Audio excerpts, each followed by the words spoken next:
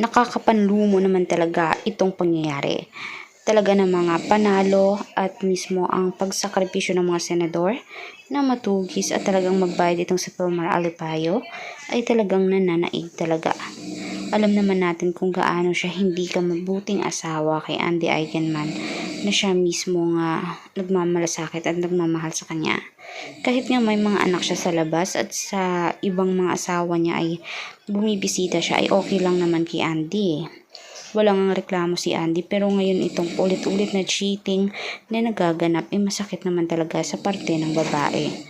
Alam naman natin kung gaano nagbuhos ng mismong pagtatyaga ng oras at pag-iwan ng mga career na magaganda sa Manila, pagiging artista at kayamanan ay talagang isinakripisyo ni Andy alang-alang lamang kay Pilmar.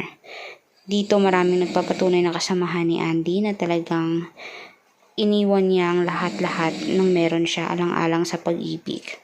Sana naman umano na natili siyang kay Jake Ejercito na siyang tunay na may future at makapagbibigay ng sustento at talaga namang makakapagligaya sa kanya.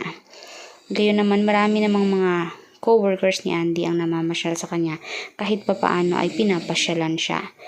Pero gayon pa man hindi pa rin nagbabago ang pananaw ni Andy pagdating sa pagmamahal dito kay Pilmar. Pero gayon pa man, iniiwasan na niya mismo ang mga masasakit na nangyayari sa kanya. Handa na siyang matutunan pang tanggapin na hihiwalayan itong asawa niya kapag inulit pa niya ang cheating mismo na naganap last time.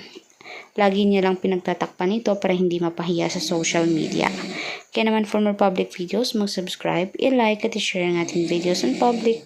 Maraming salamat po mga kanetizen.